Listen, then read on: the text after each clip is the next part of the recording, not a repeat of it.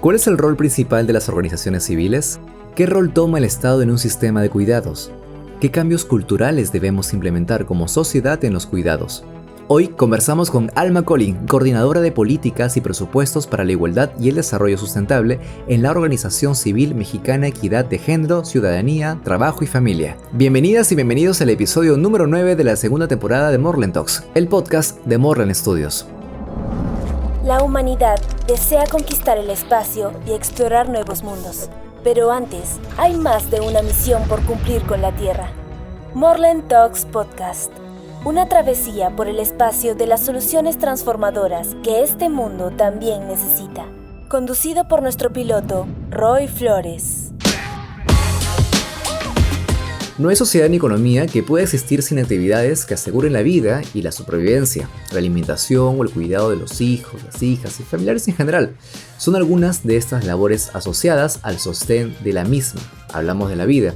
Hemos venido hablando acerca de este tema durante algunas semanas, pero hoy vamos a hacer incidencia desde el lado civil, desde el lado social. El día de hoy vamos a conversar acerca de la red de cuidados, cuando la sociedad toma un rol fiscalizador. Para eso hemos invitado a una gran amiga del programa y también de Moreland Studios, a Alma Collin. Ella es licenciada en psicología y actualmente es coordinadora de políticas y presupuestos para la igualdad y el desarrollo sustentable en la Organización Civil Equidad de Género, Ciudadanía, Trabajo y Familia, y además es representante de la Red de Cuidados de México. No tengo que decir que está gratamente ahora desde México hasta acá, hasta Lima, acompañándonos en este episodio. Alma, bienvenida a Moreland Talks Podcast. Muchas gracias por la invitación y un gusto estar compartiendo con ustedes. Qué bueno que estás aquí, Alma, después de unas semanas ya con nosotros nuevamente. Hemos estado trabajando, digamos, juntos, ¿no? Colaborando un poco con ciertas actividades en el Trenzando Cuidados, que lo hemos mencionado ya más de una vez hace unas semanas, sobre ese tema tan importante que es el tema de cuidados. Así es una agenda muy de vanguardia, pero necesaria, indispensable en nuestros tiempos. ¿Qué tan de vanguardia es el tema de cuidados? De repente podemos comenzar por ahí. ¿Qué tan de vanguardia? Pues te podría decir que se está visibilizando prácticamente desde hace una década con mayor fuerza. Uh-huh. Pero es importante decir que en realidad estas demandas de redistribuir todas aquellas actividades que tienen que ver con el sostenimiento de la vida humana, es decir, el cuidado cara a cara con las personas, tener en las casas higiene, lavar la ropa, preparar alimentos, ir por la despensa, estar acompañando a las infancias, por ejemplo, en sus quehaceres, uh-huh. De la escuela, etcétera. En realidad es una demanda de principios del siglo pasado, con uh-huh. las revolucionarias socialistas. Ya era una demanda que se preveía y en los distintos momentos de revoluciones prácticamente en todo el país. No solamente es la lucha de clases, desde las mujeres siempre se ha colocado esta demanda, pero desafortunadamente en las demandas siempre ha quedado como al margen. Siempre se avanza mucho y se dice que lo principal es la lucha de clases y sí. Ahí es donde se focaliza muchas de las demandas de los movimientos sociales. Por ello es que ha quedado como rezagado una demanda que además está en el corazón, en el centro mismo de la supervivencia de cualquier sociedad. Entonces yo te diría que de vanguardia, porque en este momento sí tiene un fuerte impulso en términos de estarse discutiendo en las agendas de las políticas públicas de prácticamente el mundo. Y bueno, vamos a hacer énfasis qué es lo que está pasando en nuestra región, en América Latina y el Caribe. Y desde ese sentido diría que es vanguardia, pero con un largo alcance ya de una pues demanda histórica realmente, ¿no? Hemos venido en algunos episodios previos a hemos conversado acerca de cuál es la situación de América Latina, por ejemplo, en torno al tema de cuidados. Y justo ahora que tú mencionas también en nuestra región, quisiera saber cuál es tu perspectiva con respecto a cuál es la coyuntura que corresponde a este tema en nuestra región. Porque tengo una pregunta que quiero acercarte, sin embargo, no quisiera atenderla antes de que sepamos un poco el contexto que tú también puedas manejar con respecto a esta parte del mundo. Claro, pues mira, nuestra región está mucho regida también por lo que es la Conferencia Internacional de Población y Desarrollo, uh-huh. que prácticamente se viene gestando desde el 90 y 93, 94, Ujú. donde por primera vez se hablaba de esta demanda de primero reconocer que en las manos de las mujeres estaba mucho de este trabajo de cuidado, y que era uno de los obstáculos principales, por ejemplo, para que se entrara al mercado laboral de manera formal, con estos esquemas laborales que tenemos, con horarios fijos, Ujú. ¿no? Con un desplazamiento que te implica estar en un lugar de trabajo por lo menos 8 horas. Y ahí el gran cuestionamiento para las mujeres que a sí mismas se lo hacen es, ¿qué hago? Entro a ese espacio, pero ¿quién se queda en mi casa a cuidar? No solamente de las infancias, si hay personas enfermas, personas adultas mayores, quién va a preparar los alimentos, etcétera. Esa es como la eterna pregunta y la eterna disyuntiva en el caso de las mujeres, no así de los hombres. Y Sí, desde ese es lugar cierto, es quisiera cierto. mencionar que pues desde ese año, en esa conferencia más bien, se empieza a hablar de esta agenda. Esta conferencia es específica para América Latina y el Caribe, Ujú. y cada una de sus subsecuentes pues eventos que fueron sucediendo, la última fue en noviembre del año pasado, 2022, en Buenos Aires, Ujú. pues estamos arribando cada vez a una discusión donde es ya mucho más palpable que esto es una emergencia, que no podemos seguir dejando esta responsabilidad estructuralmente en manos de las mujeres. Y desde ahí es que desde nuestra región estamos constantemente discutiendo el tema, primero para reconocerlo como un trabajo, como una actividad indispensable para la supervivencia de cualquier sociedad. Se reconocen las injusticias sociales que hay en términos de no poder acceder, sobre todo por parte de las mujeres, a los derechos humanos. Y también que es imprescindible que no se opongan grupos de derecho, es decir, que en tanto derecho tienen las personas que requieren los cuidados como las personas que los Los brindan. otorgan, claro. Claro, entonces no es que uno esté encima de otro, o sea, ambas lo requieren. Eso cuando estamos hablando de poblaciones que es sí o sí necesito a alguien a mi lado. Pero en Claro. realidad la agenda de cuidados es mucho más amplia, va mucho más allá, porque todas las personas en algún momento de nuestra vida requerimos de esos cuidados. Y para ello es que tenemos que seguir preparándonos como sociedad, primero de reconocerlo, que no puede seguir siendo un trabajo invisibilizado y sobre todo naturalizado, porque Ujú. culturalmente pensamos que pues esa es una actividad tradicional de las mujeres, entonces como que cuál es el problema si eso históricamente lo vienen haciendo. Es justo lo que decíamos. Claro, colocando pues en la palestra de la opinión pública para problematizarlo. Es justo lo que comentábamos en episodios pasados, ¿no? Históricamente se ha dado así, se sigue dando así, se le otorga este cargo adjudicado gratuitamente mucho más a la mujer, ¿no? Ella lo asume como natural, lo asume como normal, en esta idea de familiarizar, digamos, el cuidado, ¿no? La mujer tiene este rol, digamos, ¿no? Dentro de este espacio. Y es cierto lo que tú dices, ¿no? Todos hemos sido tal vez vulnerable en cierto momento, tal vez de niños, de bebés, tal vez quién sabe ahora también. Y como dices, también hay diferentes públicos o diferentes partes de la población, mejor dicho, que necesitan estos cuidados en diferente instancia.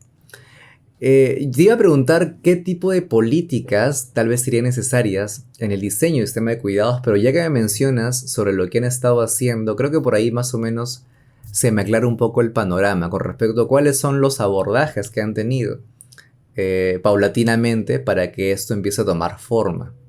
Lo que sí quisiera saber es de que, por ejemplo, en este caso estamos hablando del rol fiscalizador que tiene la sociedad hacia el tema, el sistema de cuidados. Por lo tanto, entendemos que asociaciones, redes articuladas, armonizadas, estructuradas, con un sistema de conversación y también de incidencia, están pues dando que hablar y al mismo tiempo apoyando de manera técnica ese tipo de iniciativas, lo cual es sumamente importante, porque si no el Estado pues no los tomaría tan en cuenta, ¿no? Algo tenemos que hacer desde casa, desde nuestra sociedad, desde el entorno en que estamos. Quisiera saber cuál es o cómo surgió la red de cuidados de México a la que tú perteneces, porque de pronto vienen de diferentes iniciativas, pero también desde las experiencias orgánicas que cada una ha tenido, o cada uno también, porque imagino que también puede ser compuesto por hombres, desde casa. ¿Cómo surgió esta red de cuidados?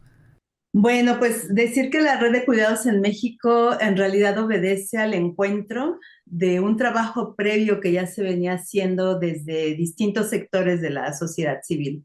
Ujú, Nosotras particularmente desde Equidad de Género, pues nuestro propio nombre, cuando decimos es Equidad de Género, Ciudadanía, Trabajo y Familia, es porque ya ese combo que veíamos de ciudadanía, trabajo y familia, estábamos muy conscientes de que la división sexual del trabajo es el meollo de las desigualdades entre mujeres y hombres. ujú, ¿Y en qué se ancla claro. directamente esto? En que esa división sexual del trabajo se refleja en que prácticamente se ha dividido un mundo pareciera entre lo público y lo público para los hombres en el trabajo donde se generan los ingresos, en algunos casos, no en todos, con prestaciones sociales, y el mundo de lo privado es prácticamente el mundo del cuidado, del sostenimiento de la vida, de preservar la salud mental, emocional, física de las personas y de dedicarles todo ese cuidado. Y ahí fundamentalmente se ubicaban las mujeres. Entonces, bueno, nosotros veníamos ya haciendo un trabajo de incidencia en política pública, veníamos colocando sobre todo el tema ya más de una década de discusión, Ujú, pero posteriormente eh, nos fuimos encontrando con personas también, sobre todo desde la academia, que se estaba haciendo investigación, con otras compañeras de sociedad civil que también estaban generando conocimiento, ya sea como estudiantes, desde la propia investigación académica.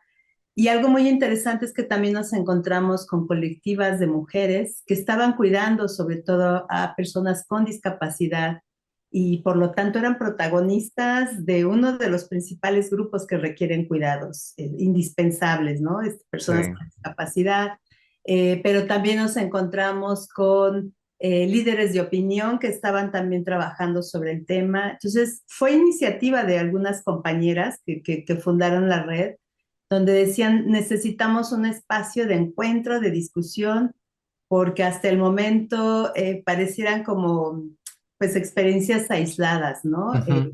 Si bien había algunas alianzas, articulaciones, pero era importante pues unir esa fuerza que ya se estaba gestando, te estoy hablando del 2016 prácticamente, donde ya había como las condiciones justo para sentarnos a hablar del tema, ponernos de acuerdo en cuáles iban a ser las demandas principales y sobre todo buscando la interlocución con las autoridades.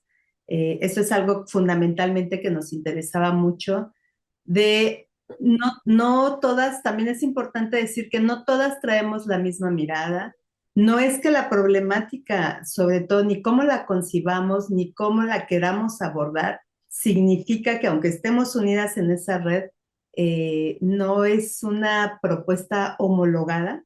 Creo Ok. que ahí hay matices, hay particularidades también que en un momento nos pueden distanciar un poco, en otro nos pueden concluir, pero en lo que definitivamente nos unía era necesitamos hacer una interlocución con las autoridades porque ahí es donde se van a tomar las decisiones y esta pluralidad de miradas necesita estar reflejada en ese espacio donde se están tomando las decisiones.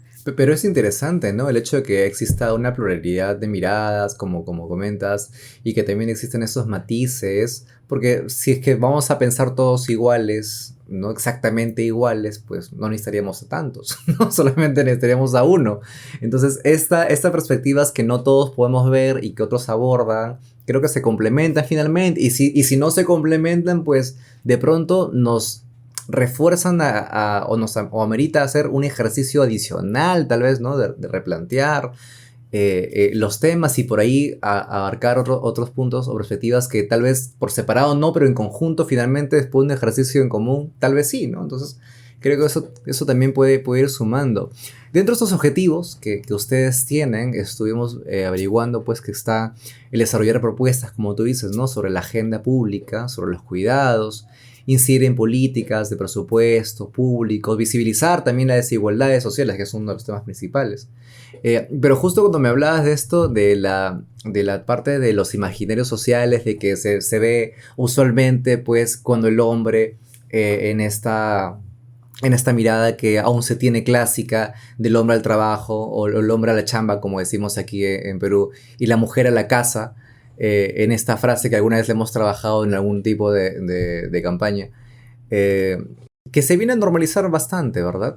¿Crees que esta mirada aceptada también por la mujer como normal es algo que todavía necesita reforzarse más para poder ir cambiándolo, para mejorar tal vez esa mirada, para empezar a hacer miradas un poco más igualitarias? ¿Cómo lo ves desde el punto de vista desde la mujer? Tal vez sería muy difícil hacerte esa pregunta porque de repente tiene una respuesta muy amplia porque somos tantos países en América Latina que de repente es distinto, ¿no? Pero de repente nos puedes dar un alcance de lo que tú tienes como observación.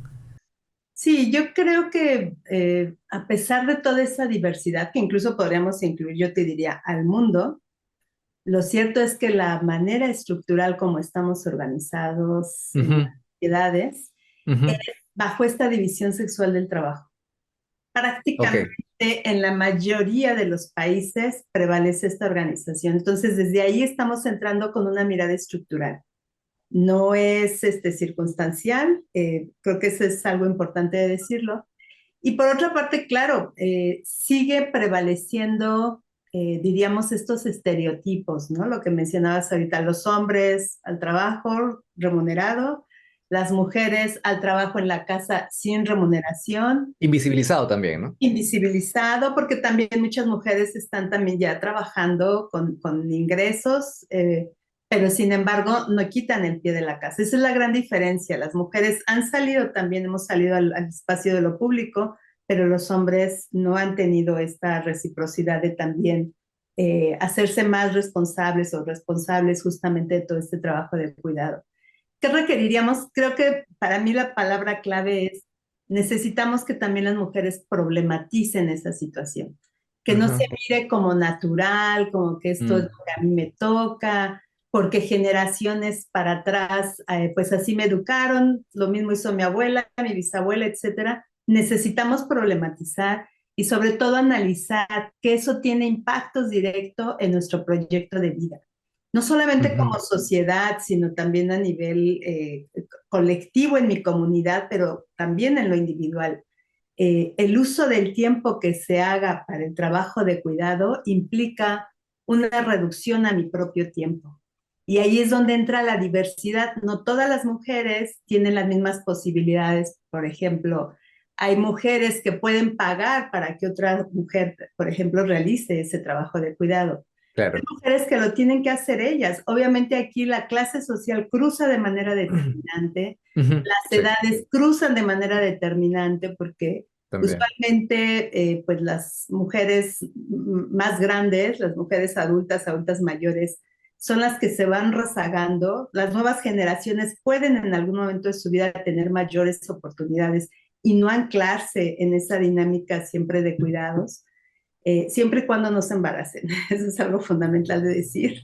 Ojo, pero también los pensamientos intergeneracionales, ¿ah? Porque si la abuela lo hacía, la mamá también, aunque tú no quieras, de pronto la mamá tiene un grado tal vez importante de, de incidir en lo que tú decidas y de pronto sobrepasa tu misma decisión. Puede ser el caso también, ¿no? Entonces, esas costumbres intergeneracionales también creo que son, de algún otro modo, toman un valor especial en ese momento.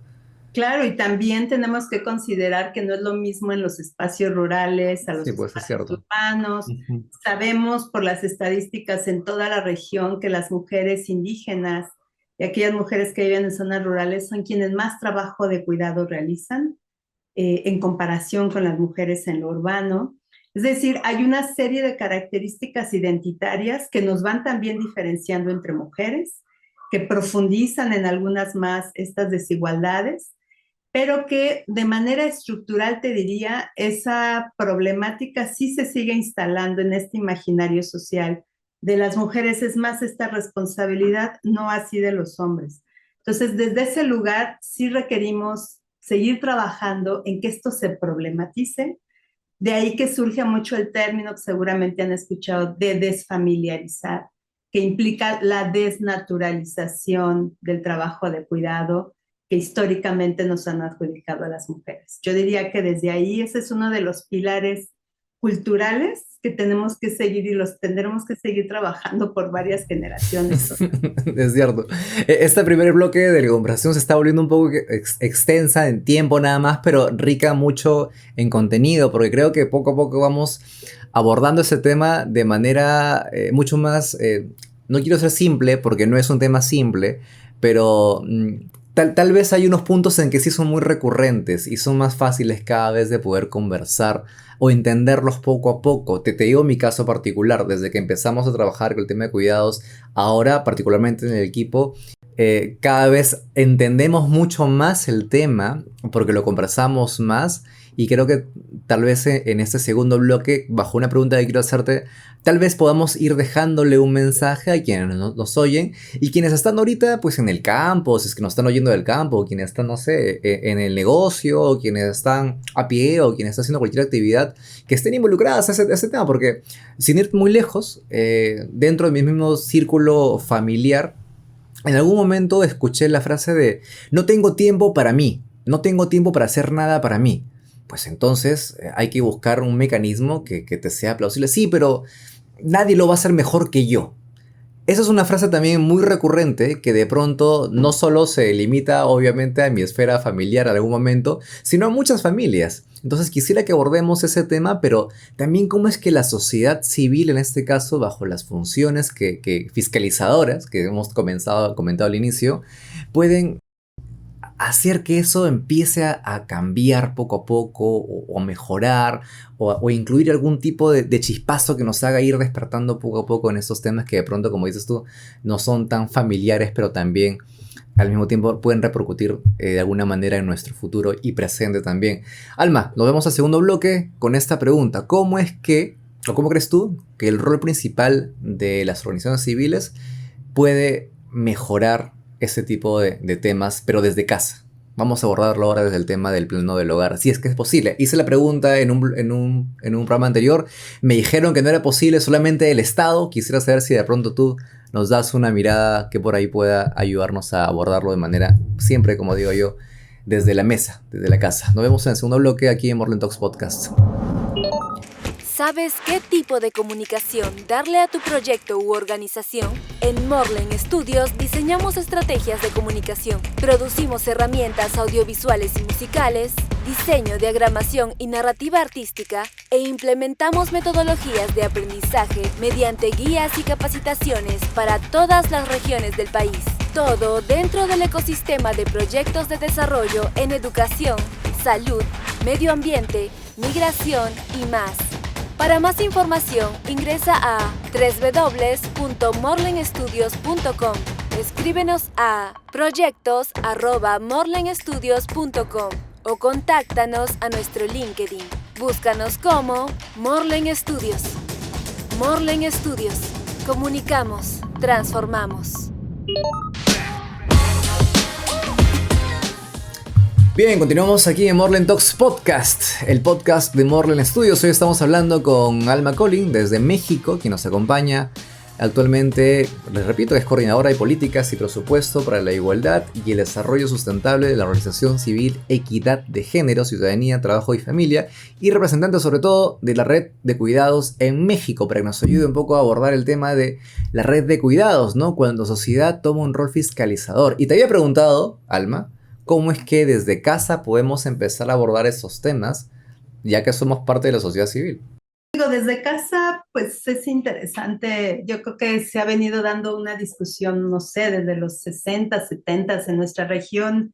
Me parece que tomó fuerza en los 80 de ir discutiendo si realmente las mujeres se tendrían que quedar en su casa, si solamente los hombres tienen esa posibilidad de ir al trabajo, de encontrarse un horario formal donde tiene que estar por lo menos 8 horas, que recibe un salario, etcétera. Creo que ahí hay discusiones de mesa, diría yo, por decirlo coloquialmente, Sí. Vamos a seguir dando y que se sigue modificando porque mucho del impulso del movimiento feminista, yo siempre he dicho que ha causado la mayor revolución, sobre todo desde el siglo pasado, sin necesidad de tomar las armas, sin necesidad de derramar sangre, siempre ha sido bajo el argumento y en ello nos ha implicado colocar los derechos de las mujeres por delante. Entonces yo te diría que desde ese lugar, de manera cultural, Ujú. lo vamos a seguir haciendo. Pero ese es el camino largo. Ese es el camino que nos podemos llevar otros tantos siglos. Y por eso es que nosotras volteamos más hacia el tema de lo que llamamos la corresponsabilidad y particularmente la corresponsabilidad del Estado. ¿Por Ujú. qué? Porque el Estado es el garante de los derechos de las personas en las sociedades. Re- regresamos al Estado, siempre. Claro, el Ok. Estado es quien tiene los presupuestos, tiene los recursos económicos.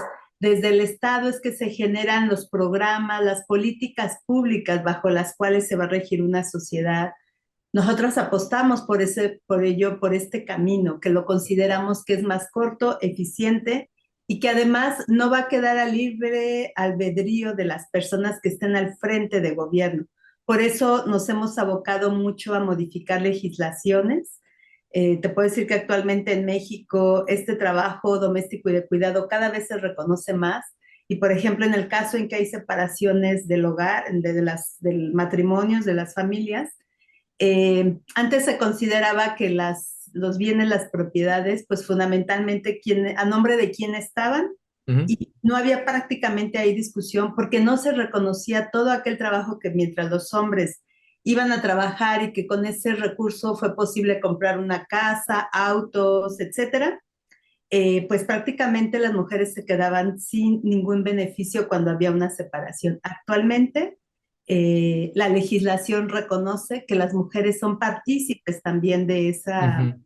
pues de esa acumulación de bienes dentro de una familia y que a ella les corresponde ese 50%, sobre todo en el reconocimiento de que ellas se encargaron de alimentar, de acompañar, de hacerlas de enfermeras, Sí, de exacto, cuidadoras, de absolutamente todo. Entonces, ahí hay exacto. un gran avance en términos legislativos y desde ese lugar te diría entonces que pues nuestra gran apuesta es y nuestro gran reto es trabajar con el Estado, clarificarle al Estado, y eso te puedo decir que es algo común en toda la región, y por eso es el valor que nosotras decimos desde la sociedad civil, que acompañemos al Estado a vislumbrar cuál es el papel y cuál es la función que les toca. Hay dependencias o ministerios o secretarías según el país, por ejemplo, como educación, salud, donde pareciera que es como muy fácil identificar que algo tienen que hacer en esta agenda. Pero hay otras secretarías de Estado o ministerios que no fácilmente lo vislumbran. Por ejemplo, la Secretaría de Movilidad y Transporte. Dirían, ¿nosotros qué tenemos que ver con ese tema? Además, ese tema es de las mujeres. Nosotros no tenemos nada que ver. Bueno, pues cuando dialogamos con una Secretaría de Movilidad, les explicamos que la ciudad está diseñada de tal manera que se le da prioridad, por ejemplo, para una dinámica más comercial, más Ujú. de que las personas salgan a su trabajo, regresen a su casa, pero las calles, por ejemplo, no están diseñadas para que se transiten de a pie, no están diseñadas para que los cuerpos, sobre todo principalmente de las mujeres, usualmente tú observas en la calle, las mujeres traen bolsas, no solamente de sus cosas personales, cargan las mochilas, cargan el mandado para hacer la comida, Sí. cargan usualmente todo aquello que les va a facilitar realizar las actividades de cuidados. Si tú vas a un hospital, fundamentalmente quien está acompañando a las personas enfermas en los hospitales son mujeres. Quienes llevan fundamentalmente a las escuelas también son las mujeres. Es decir, la ciudad tiene que estar pensada justamente para estas actividades de cuidado. Y eso es algo muy incipiente, sobre todo también en nuestra región. ¿Tenemos algún ejemplo de lo que comentas? Perdóname, en algún país, en alguna localidad de lo que me comentas, que se haya implementado ya en la calle? Bueno, mira, por ejemplo, en la calle hay que revisar el tema, por ejemplo, de las bancas. A ver, ¿qué ejemplo diría que conozco que se haya implementado en prácticamente, O sea, no, hay un no todos los antecedente países, de ya lo que se sé. está haciendo? Sí, ya sé, por ejemplo, en la calle, los cambiadores de bebés, de pañales de bebés. Ok. Es primero, para empezar, eso usualmente ni siquiera se pensaba que se requería. Cuando se empieza a plantear toda esta problemática y se dice también los hombres tienen que participar, hasta el momento lo que más he visto es que en los baños de las mujeres existen estos cambiadores de pañales. Ujú, Son estos artefactos que se ponen una especie de plancha y dentro del baño de las mujeres existen. ujú, Muy pocos países los han implementado para el baño de los hombres. ¿Qué ujú. significa eso? Que en el imaginario social, el cuidado primero se identifica hacia las mujeres.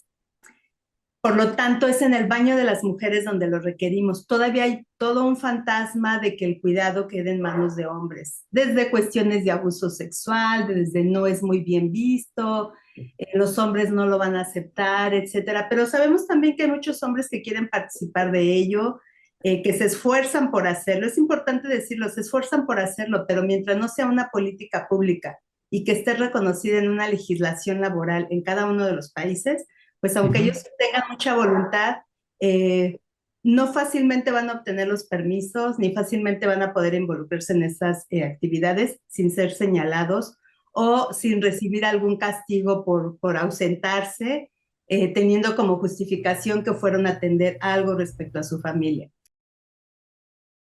¿Crees que hay una cuota de sanidad? O sea, no digo que sea la razón, porque seguramente no lo es. Pero, como hombre, los baños de hombres seguramente no son tan higiénicos en su medida. No sé exactamente de la mujer, pero no digo que sea la respuesta, ni que sea eso, pero tal vez no sé si hay una cuota de sanidad que también tal vez no estaríamos viendo.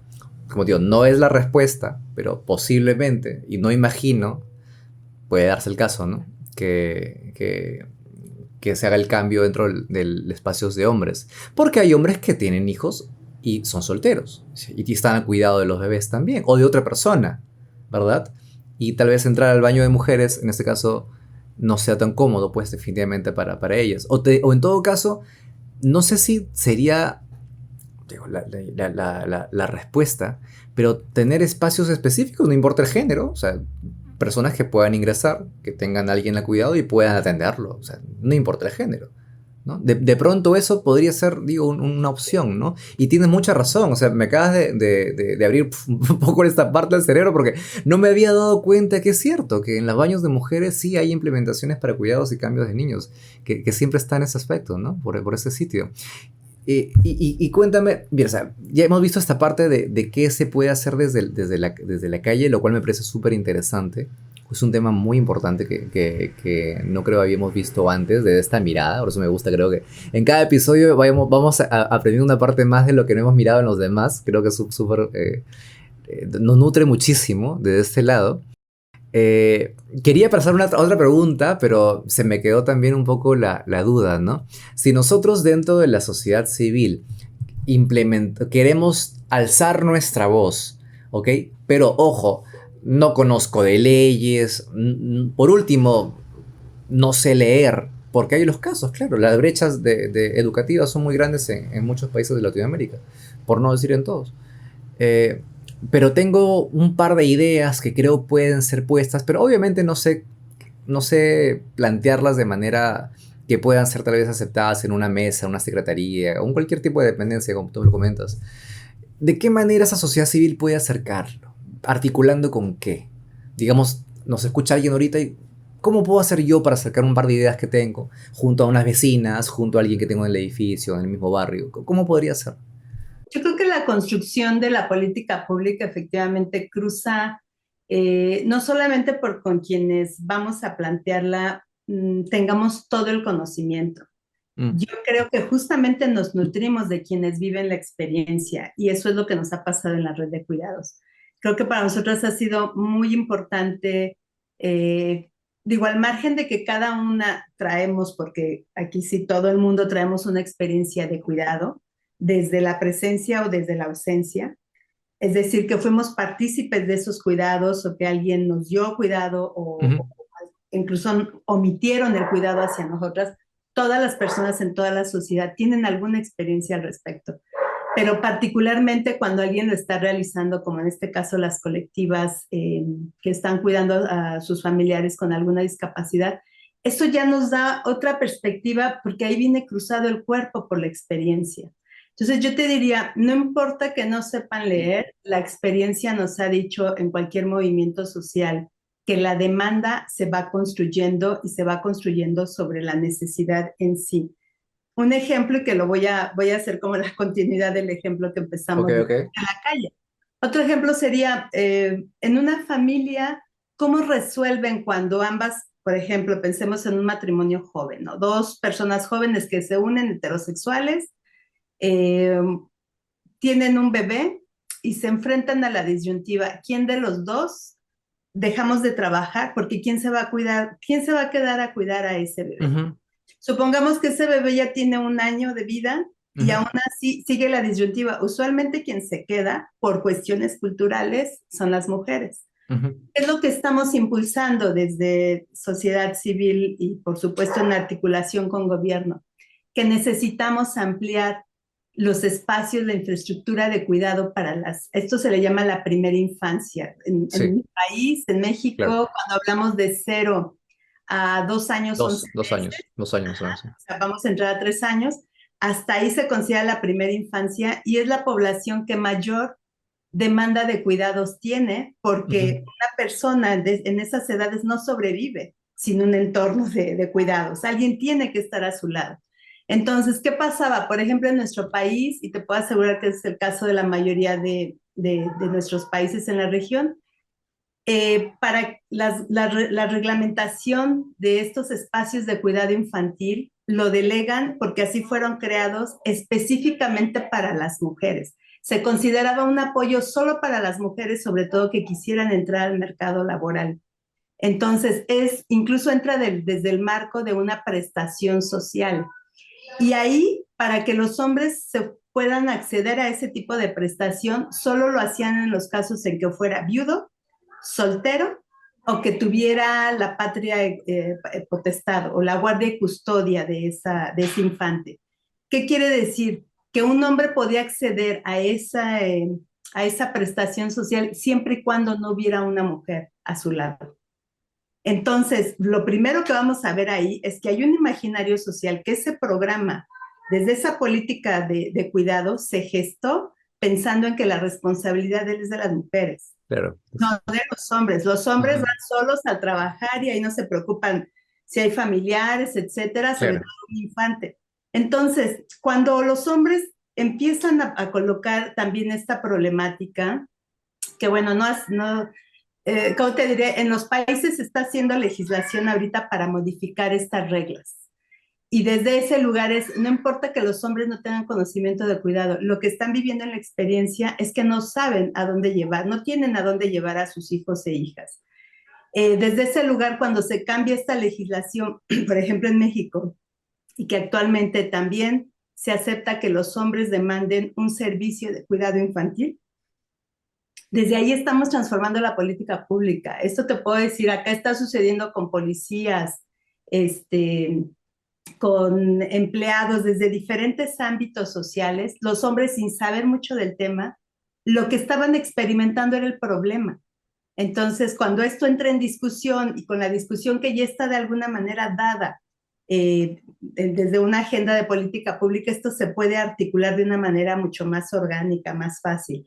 Este es un tema de cuidados. Aquí lo que nos estamos Ok. enfrentando es que no hay la suficiente infraestructura para dar cabida a toda la cantidad de infantes en ese rango de edad, porque los países no crearon infraestructura para cuidados desde ahí. Entonces, ahí tenemos un gran reto, pero lo importante es que la problemática nos llevó a que los hombres pudieran también acceder a ese espacio en beneficio del tiempo de las mujeres también ahí. Hay que verlo también desde los diferentes lugares. Sí, sí, creo que esas miradas que nos estás dando ahorita, que son nuevas en cierto punto de lo que hemos venido conversando en episodios previos, creo que vienen a abarcar el tema desde una perspectiva, como te digo, que no hemos aterrizado antes y que nos vuelven a meter en un bucle de mayor pensamiento, reflexión, para poder llevarlo a otro entorno.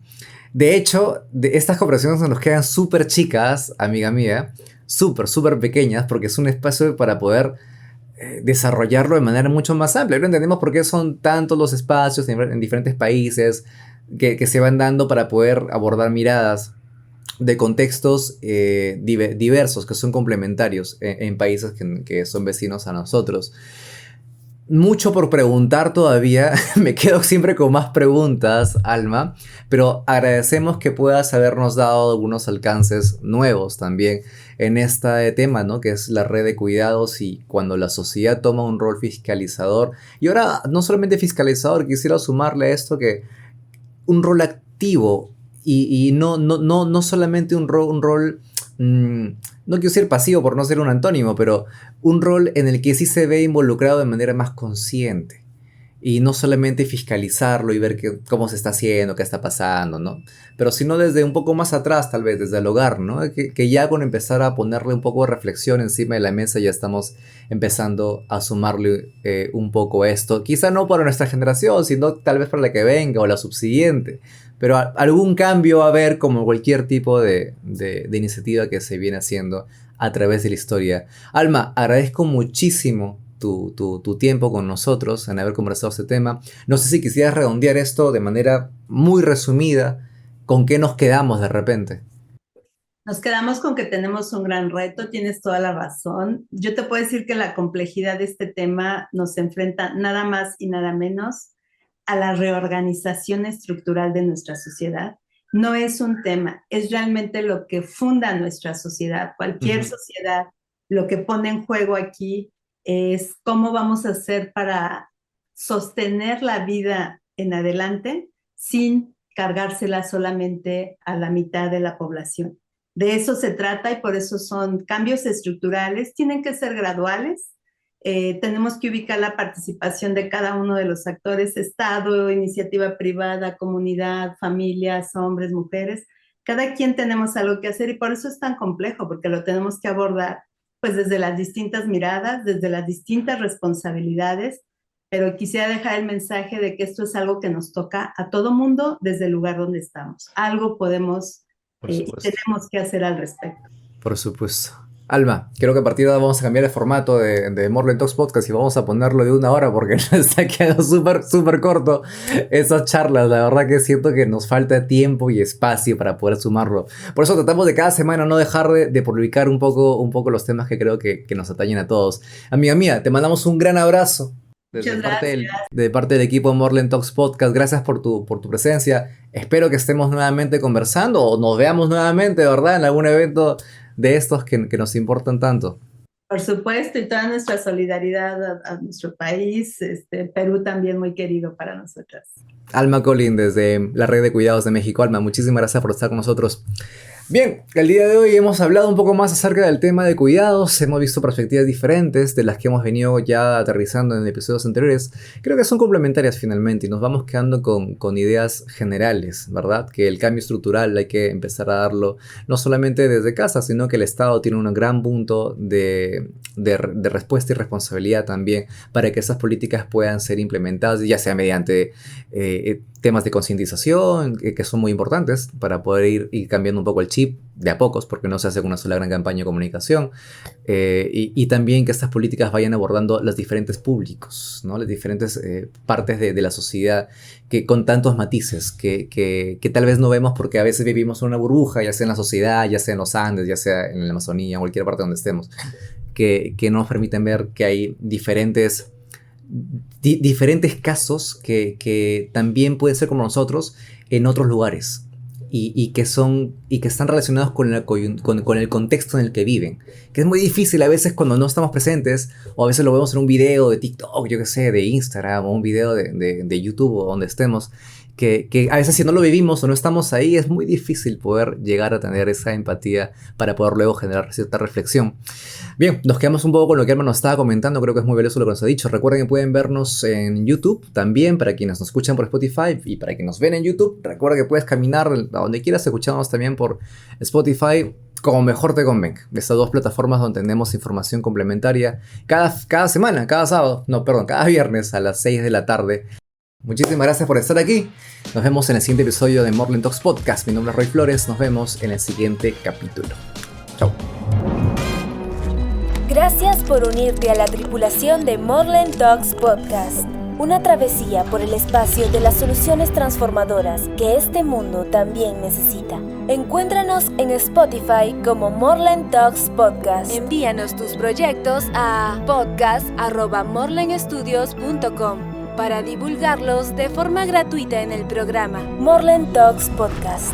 Una travesía por el espacio de las soluciones transformadoras que este mundo también necesita. Producido por Morland Studios.